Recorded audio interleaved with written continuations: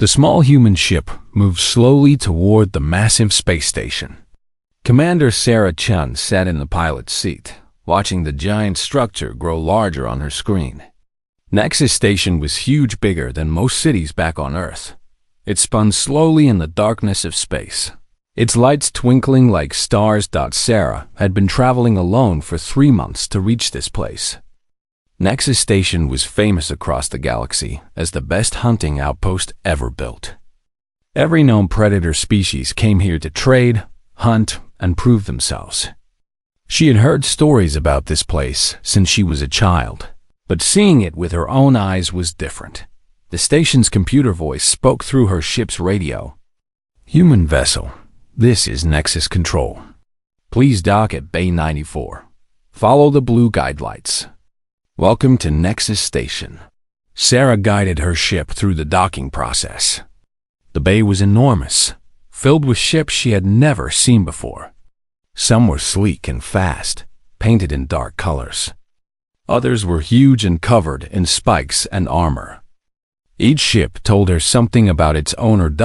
As her ship settled onto the docking platform, Sarah checked her equipment one last time. She wore simple human clothes, dark pants, a jacket, and sturdy boots. Her weapons were basic by galactic standards: a projectile rifle, a knife, and some emergency supplies. Most aliens used energy weapons and advanced technology, but humans had always preferred simpler tools. The airlock opened with a soft hiss. Sarah stepped onto the station and immediately felt the artificial gravity pull at her feet. The air smelled different, cleaner than ship air, but with strange scents she could not identify. The main corridor was wide enough for a truck to drive through. The walls were made of some kind of metal that reflected the lights above. As Sarah walked, she noticed how quiet it had become. Conversations that had been loud and active suddenly stopped. Footsteps slowed down. She could feel eyes watching her from every direction. A group of tall, blue-skinned aliens stood near a shop entrance. They had been talking loudly about a recent hunt, but when Sarah passed by, they went silent. Their large eyes followed her movement. She nodded politely at them, but they just stared. Further down the corridor, Sarah saw her first real predator species. 3 Catherians were gathered around a holographic display showing different prey animals. The Catherians were built like wolves that walked on 2 legs. They had sharp claws, pointed teeth, and thick fur covering their muscular bodies. These aliens were known throughout the galaxy as pack hunters who could take down prey 10 times their size. When Sarah approached, the largest Catherian raised his head. His ears pointed forward, and his nostrils flared as he sniffed the air. The other 2 Catherians backed away slightly, their tails dropping low. The large one made a low growling sound and moved to put more distance between himself and Sarah. Sarah found this strange. She was much smaller than any of them. She had no visible claws or fangs. Her weapons were basic compared to their natural hunting tools. Yet something about her presence made these feared predators uncomfortable. She continued walking through the station. Near a food court, she saw a group of Deltan herbivores eating at a table. Deltans looked like large deer that walked upright. They had soft fur, gentle eyes, and ate only plants. They were known as peaceful traders who never hurt anyone. As Sarah walked past their table, something unexpected happened. The closest Deltan suddenly stood up so fast that his chair fell over. His eyes went wide with terror, and he made a high-pitched sound of alarm. The other Deltans looked at him in confusion, then turned to see what had frightened him. When they saw Sarah, all of them froze. Their ears pressed flat against their heads. Their bodies shook with fear. One of them dropped the food he was holding. Another backed away so quickly that he bumped into the wall behind him. Sarah stopped walking. She had never seen this kind of reaction before. These aliens had never met a human. Earth was far from this part of space. There was no reason for them to fear her. She was not threatening them or even looking at them directly. "I'm sorry. Sarah said softly. I didn't mean to scare you. But her words only made things worse. The sound of her voice caused the Delpins to panic completely. They rushed away from the food court as fast as they could move. Other prey species in the area saw them running and began to panic too. Within minutes, the entire food court was empty of HERBIVORES. Sarah stood alone, confused by what had just happened. She looked around and saw that the predator species were still there, watching her carefully. A group of Vorthik hunters stood near the far wall. Vorthiks looked like large lizards with skin that could change colors. They were famous for being able to hide anywhere and strike without warning. The Vorthiks were not running away like the prey animals, but Sarah could see they were nervous. They whispered to each other in their own language and kept their distance from her. An announcement came over the station speaker system. Attention all residents. Standard quarantine protocols are now in effect for human sections. Prey species are advised to use alternative routes through the station. Sarah had heard about quarantine protocols before. They were used when a new predator species arrived at the station for the first time. But she had been told it was just a formality. The way the prey animals had reacted to her suggested it was much more than that. She found the registration office and walked inside. Behind the desk sat a Nexary, a species that looked like a cross between a bird and a small dinosaur. Nexaris were gatherers who collected information and traded in knowledge. The Nexari clerk looked up at Sarah and immediately took a step backward. His feathers ruffled, and he made a small chirping sound of distress. I'm Commander Sarah Chun, she said. I'm here to register as a hunter. The clerk's hand shook as he pulled out the registration forms. He would not look directly at her while they completed the paperwork.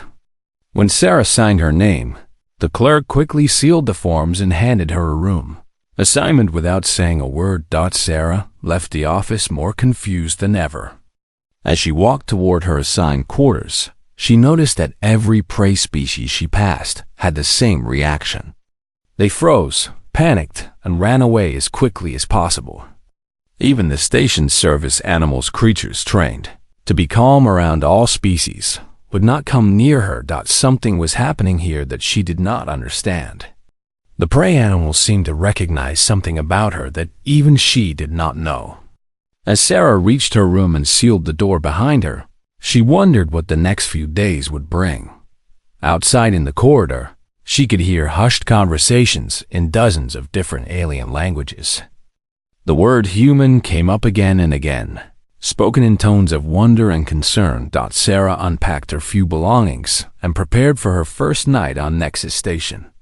Tomorrow, she would begin to understand why every hunter on the station had suddenly started treating her with such careful respect, and why every prey animal knew instinctively that she was something they had never encountered before, an apex predator unlike any other in the galaxy. 3 days had passed since Sarah arrived at Nexus Station. Word about the human had spread quickly through the hunter communities. Veterans who had spent decades stalking the galaxy's most dangerous prey were now studying this small, seemingly ordinary female with intense curiosity. Vex, the pack leader of the Ketherian hunting clan, watched Sarah from across the equipment maintenance bay. He had been hunting for over 30 years and had killed prey on 100 different worlds. His pack respected him because he could sense danger before it appeared. Right now, every instinct he had was telling him to be very careful around the human. Sarah was cleaning her weapons at a nearby workbench. Vex noticed how she moved. Every motion had a purpose. She never wasted energy on unnecessary movements. Her hands were steady and sure as she took apart her projectile rifle. When she reassembled it, she did it without looking, her fingers knowing exactly where each piece belonged. Most impressive was her stillness. Other predators shifted, fidgeted, or showed signs of restlessness when they were not actively hunting. Sarah could remain perfectly motionless for long periods, only moving when she needed to. Vex had seen this kind of patience before, but only in the most dangerous ambush predators. What bothered Vex the most was her weapon choice. The rifle she carried used simple metal projectiles powered by chemical explosives. It was primitive technology compared to the energy weapons most hunters preferred. Yet something told him those simple bullets would be more deadly in her hands than plasma bolts in his. Sarah finished cleaning her rifle and began working on her knife. The blade was made of plain steel, sharp but unremarkable. As she ran the sharpening stone along its edge, Vex realized he was holding his breath.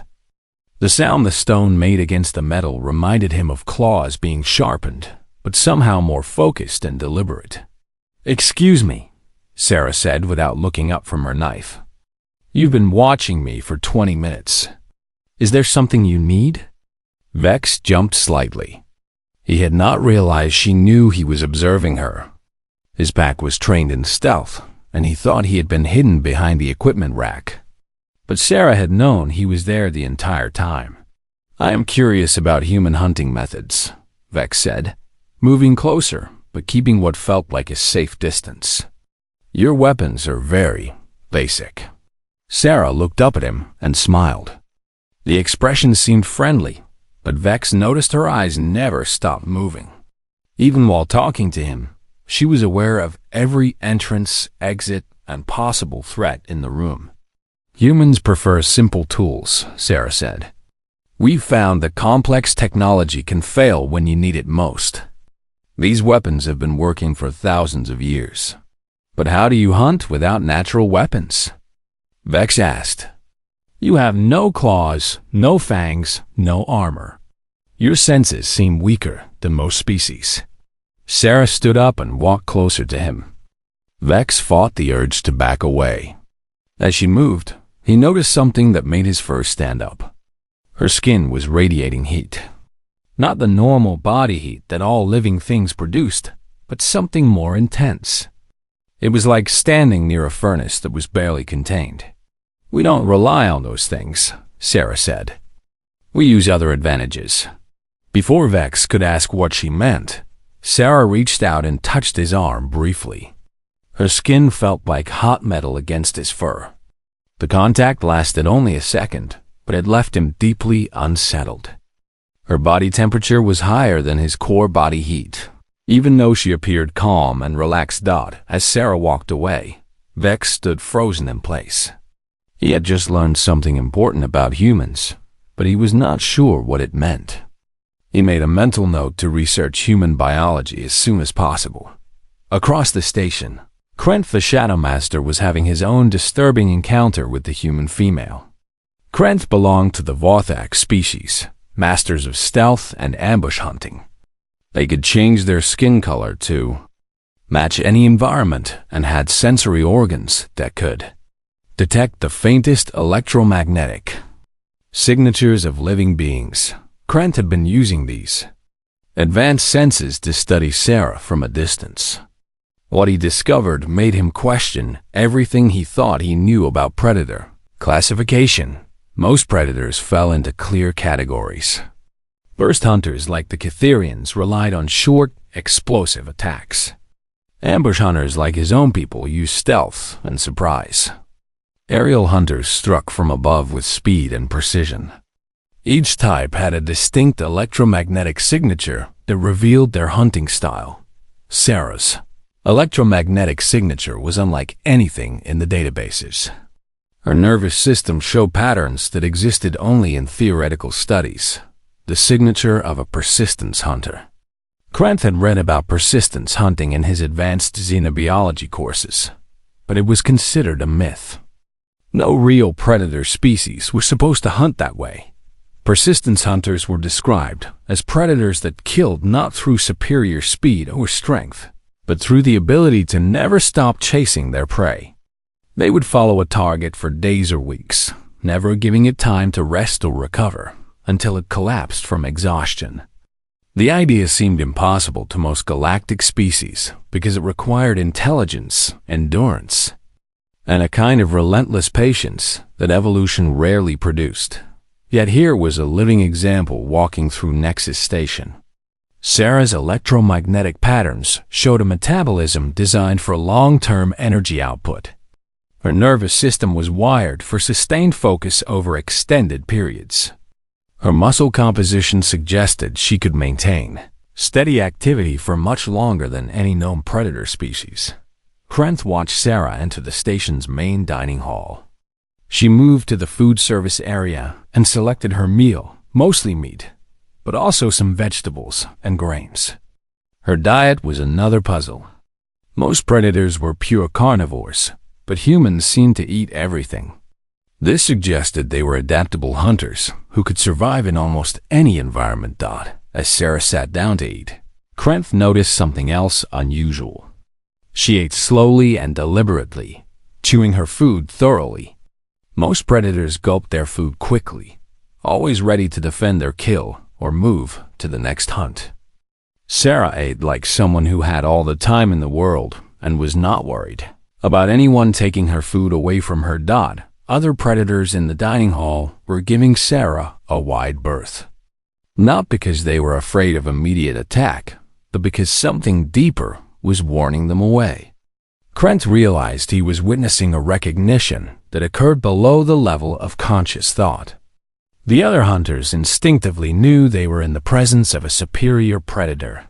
The most disturbing moment came when a young Naxari accidentally bumped into Sarah's table while walking past. The small bird-like creature immediately froze, his pupils dilating in terror. Sarah looked up at him calmly. "It's okay," she said in a gentle voice. "No harm done." But the Naxari could not move. He stood there shaking, trapped by some primal fear that overrode his rational mind. Sarah reached out slowly and touched his shoulder, what was clearly meant to be a comforting gesture. The effect was immediate. The Naxari let out a high-pitched cry and collapsed to the floor. Other prey species in the area began running for the exits. Within minutes, the dining hall was empty of herbivores, leaving only the predator species, and Sarah. Sarah looked around at the chaos her simple touch had caused. She seemed genuinely confused by the reaction she had triggered. This told Krenth something important. Humans might not fully understand their own effect on other species. They were apex predators who had evolved beyond the need to think about their predatory nature. As the dining hall settled back to normal, Krenth made his decision. He would recommend to the station council that humans be classified as Class Omega predators, a classification that had never been used before because no species had ever qualified for it. The classification would grant Sarah access to the most dangerous hunting grounds in the galaxy while warning all other species about what they were dealing with. More importantly, it would ensure that the growing tension on the station did not explode into violence. Krenth left the dining hall and headed for the council chambers. Behind him, Sarah finished her meal in peaceful silence, unaware that she had just been recognized as something that existed beyond the normal order of predator and prey. The galaxy's understanding of apex hunters was about to change forever. The hunting simulation chamber was the heart of Nexus Station. Built into the center of the massive structure, it could create any environment and any prey that hunters might encounter across the galaxy. Today, it was filled with spectators from every predator species on the station. Sarah stood at the entrance to the simulation chamber, checking her equipment one final time. She had volunteered for what everyone considered an impossible test, hunting a Zarathian Dreadclaw alone. The Dreadclaw was legendary among hunters, a creature so dangerous that even experienced teams rarely attempted to hunt one. "Are you certain about this, human?" asked Commander Dex, the Vorthik, who supervised the training simulations. "The Zarathian Dreadclaw is not a creature to hunt alone. It has killed more hunters than any other simulated prey." Sarah looked up at the observation deck where dozens of alien hunters were gathering to watch. She could see Vex with his Catherian pack, Krenth and several other Vorthiks, and hunters from species she had not yet met. All of them looked skeptical about her chances. "I understand the risks," Sarah said, "but I'd like to try." Commander Vex shook his head, but activated the simulation controls. "Very well. The scenario is a jungle environment on Zereth Prime. The Dreadclaw will behave exactly like a real one. You have basic equipment and 6 hours to complete the hunt. If you have not succeeded by then, we will end the simulation." The chamber walls disappeared, replaced by a dense alien jungle. Massive trees with purple leaves stretched up toward orange sky. Strange plants with glowing pods lined the forest floor. The air was humid and filled with the sounds of unknown creatures. Sarah took a deep breath and stepped into the simulation. Behind her, the entrance sealed shut, leaving her alone in the artificial wilderness dot in the observation deck. The hunters settled in to watch what they expected to be a quick failure. Most lone hunters who attempted the Zerathian Dreadclaw simulation lasted less than 30 minutes. The creature was too fast, too strong, and too intelligent for a single predator to handle. "How long do you think she lasts?" Vex asked Krent quietly. "Perhaps an hour," Krent replied. "Humans seem intelligent, but intelligence alone cannot overcome a Dreadclaw." They turned their attention to the screens, showing Sarah's progress through the jungle. She moved carefully but steadily, examining the ground for tracks. The Dreadclaw was somewhere ahead of her, probably already aware of her presence, that the Zerathian Dreadclaw was a perfect killing machine. It stood 12 feet tall on powerful legs, with 6 arms ending in claws that could slice through steel. Its hide was armored like a tank, and its senses were sharp enough to detect a heartbeat from a mile away. Most dangerous of all was its intelligence. Dreadclaws were smart enough to set traps and plan complex ambushes. Sarah found the first signs of her prey after 20 minutes of searching. Huge claw marks on a tree trunk, too high for her to reach. She studied the marks carefully, running her fingers along the gouges in the bark. "She's tracking it," observed a Zephyrian hunter on the observation deck. But tracking a Dreadclaw is easy. Staying alive when you find it is the hard part. Sarah followed the trail deeper into the jungle. The other hunters watched as she moved through the undergrowth with careful precision. She never rushed, never made unnecessary noise, and constantly checked her surroundings for signs of ambush. After 2 hours, Sarah found where the Dreadclaw had been resting. The creature had crushed a large area of vegetation while sleeping. She knelt down and felt the ground with her hands. The earth was still warm. The Dreadclaw had been here recently. Suddenly, the jungle exploded into violence. The Dreadclaw burst from its hiding place behind a cluster of trees, moving faster than something that large should have been able to move. Its 6 arms reached for Sarah, with claws extended. The watching hunters expected to see the simulation end immediately. No single predator could survive a direct assault from a Dreadclaw at close range. But Sarah was not there when the claws arrived. She had rolled to the side at the last possible second, her rifle already firing as she moved. The bullets struck the Dreadclaw's armored hide and bounced off harmlessly. But they served their purpose. They distracted the creature long enough for Sarah to reach cover behind a large rock. The Dreadclaw roared in frustration and charged the rock. Its claws smashed into the stone, sending chunks flying in all directions. But again, Sarah was not where it expected her to be. She had circled around to a new position and was firing at the creature from a different angle. "Interesting tactics," murmured Commander Vex. "She's not trying to fight it directly. She's making it chase her." For the next hour, the watching hunters observed something they had never seen before. Sarah did not try to match the Dreadclaw's strength or speed. Instead, she led it on a chase through the jungle, always staying just out of reach, always forcing it to waste energy on attacks that missed their target. The Dreadclaw was incredibly powerful, but its attacks were expensive. Each charge, each swipe of its massive claws, Each roar of rage burned through its energy reserves. Sarah's tactics were forcing it to fight the kind of battle it was not designed for. "She's wearing it down," Vex said with growing amazement. "She's making it exhaust itself." The other hunters began to understand what they were witnessing. This was not the way any of them hunted. Cytherians relied on pack coordination and explosive attacks. Vorthix used stealth and surprise. Zephyrians struck from the air with speed and precision. Every known predator species tried to end hunts as quickly as possible. Sarah was doing the opposite. She was deliberately extending the hunt, turning it into a test of endurance rather than strength. As the fourth hour began, the Dreadclaw's movements started to slow. Its charges were less explosive, its reflexes less sharp. The creature was beginning to tire, something that should have been impossible for such a powerful predator. Sarah, meanwhile, showed no signs of fatigue. Her breathing remained steady, her movements remained precise, and her aim remained accurate. While the Dreadclaw was burning through its energy reserves, she was maintaining a pace she could sustain indefinitely. "By the ancestors," whispered a Gorvanian hunter. "How is she not tired?" The answer became clear during the fifth hour.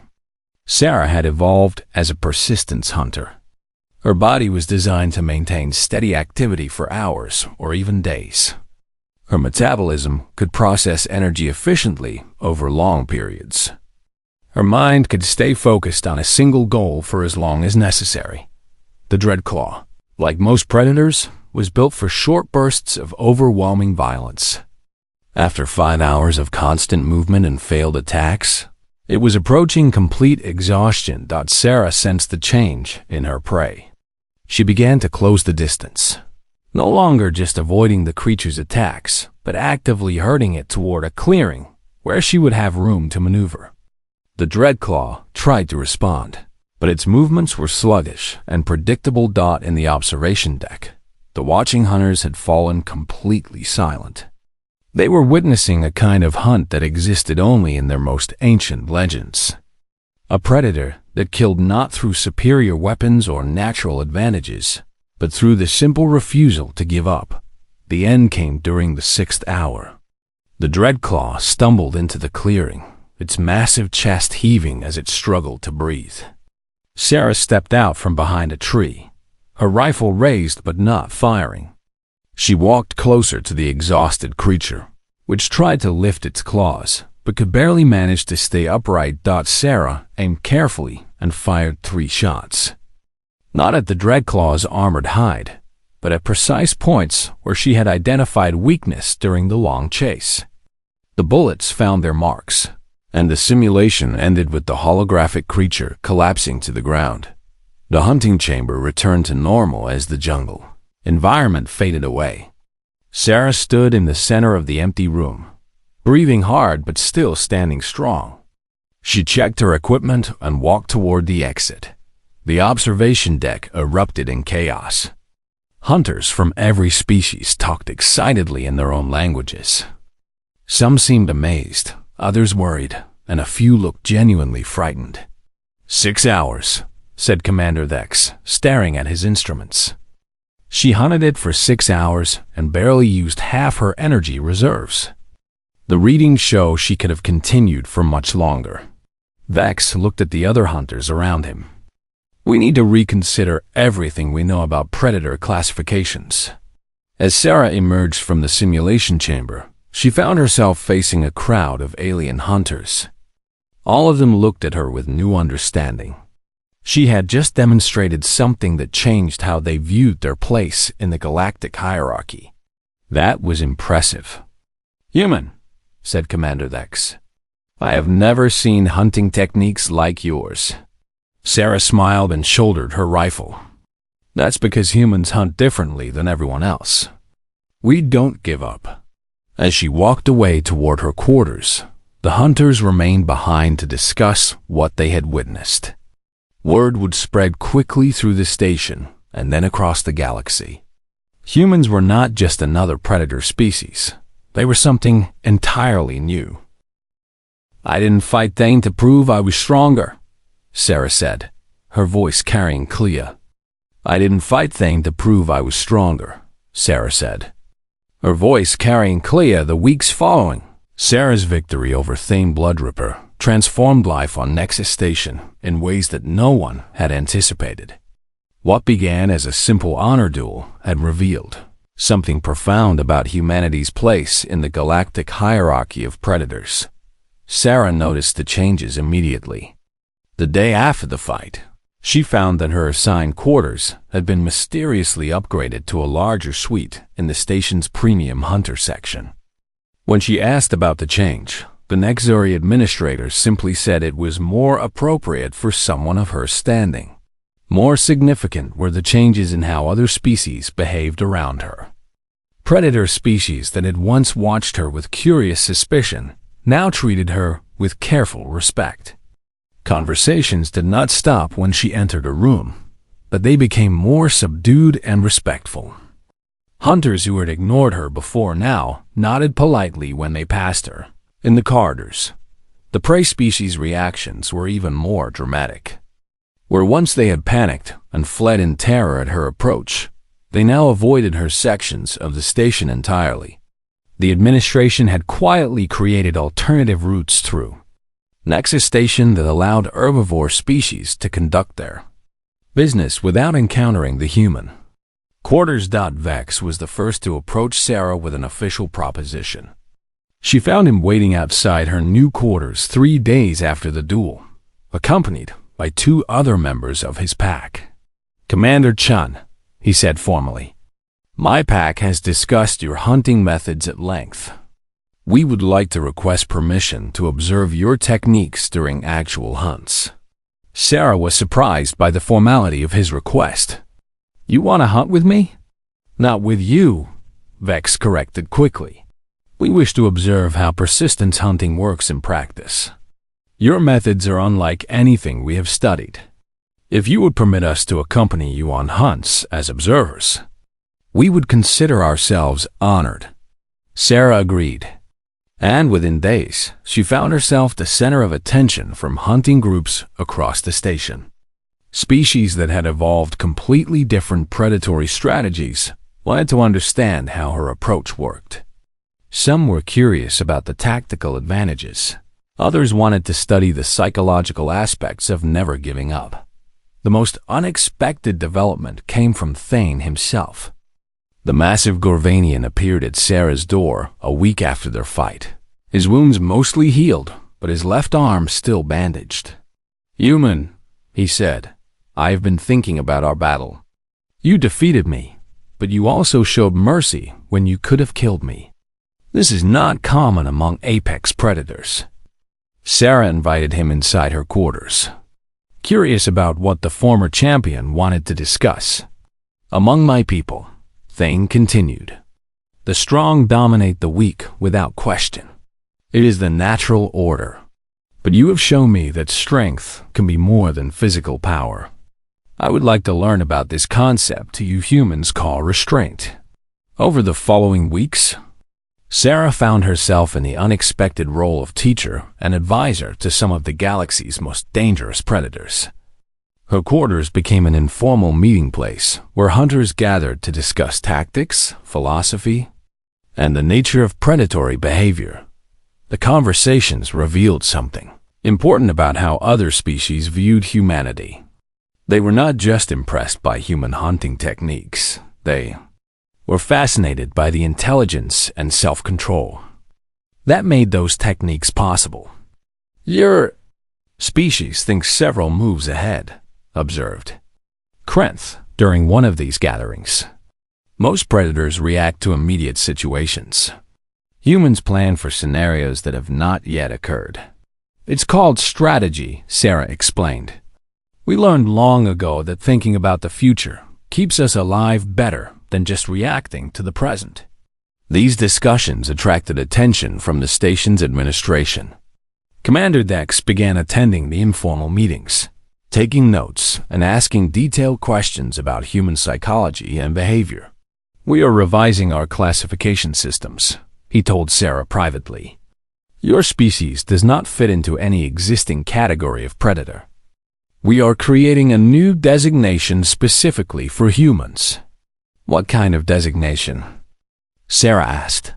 "Class Omega Apex," Dex replied. "Reserved for predator species that hunt through intelligence and persistence rather than physical dominance. As far as we know, humans are the only species that qualifies." The new classification came with privileges and responsibilities that Sarah had not expected. She was granted access to the most dangerous hunting preserves in the galaxy, places where only the most elite predators were allowed to hunt.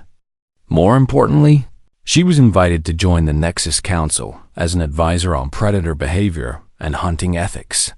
The council meetings revealed the broader impact of Sarah's presence on the station. Reports were coming in from across the galaxy about changes in how prey species behaved when they detected human ships or settlements. Several trade routes had been altered to avoid areas where humans were known to operate.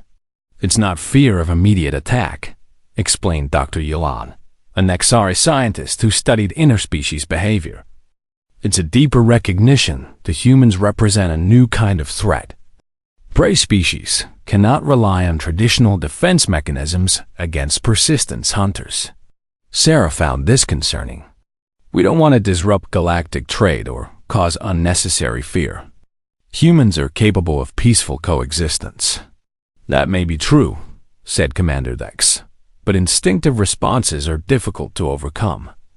Prey species react to humans the same way they would react to a natural disaster, as something to be avoided rather than confronted." The solution came from an unexpected source. During one of the informal strategy discussions, Thane suggested that humans could use their reputation to promote stability rather than cause disruption. If prey species fear you instinctively, why not use that fear to protect them? He asked. Human presence could discourage aggressive predator species from attacking peaceful traders. Sarah liked the idea. Over the next several weeks, she worked with the Nexus Council to develop a new role for humans in galactic society. Human ships would escort trade convoys through dangerous regions, their mere presence serving as a deterrent to pirates and aggressive hunters. The program was remarkably successful.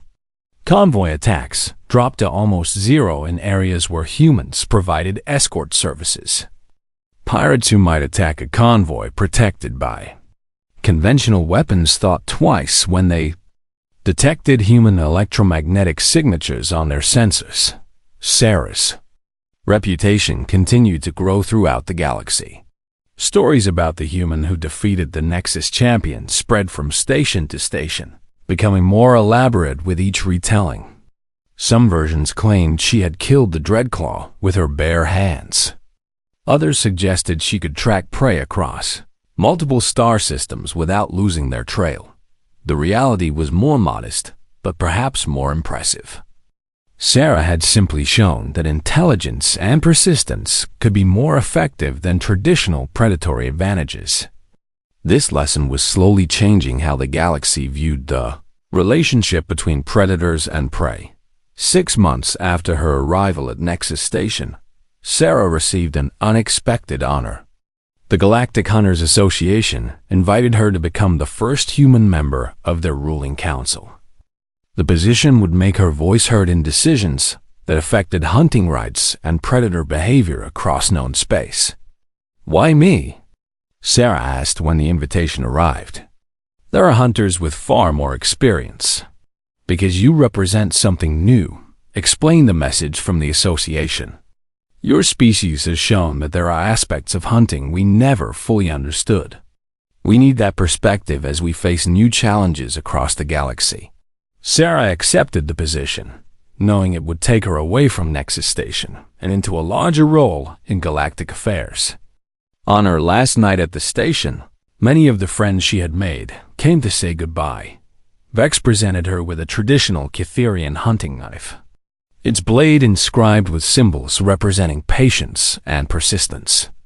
"This is for the hunter who taught us that victory belongs to those who never surrender."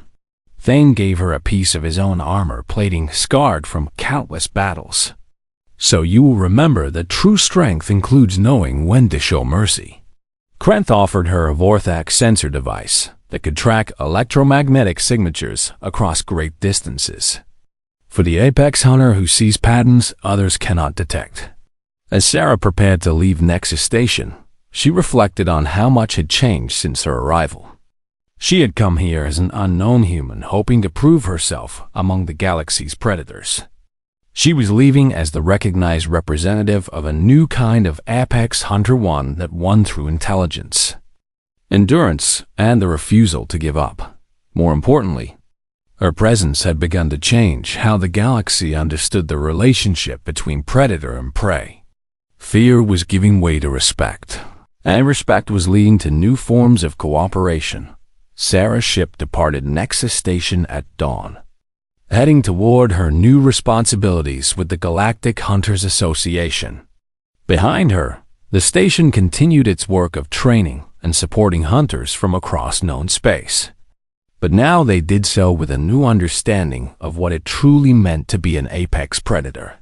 The prey species still avoided areas where humans operated, but they no longer fled in blind panic. Instead, they adapted their behavior and routes, finding ways to coexist with a predator species unlike any they had encountered.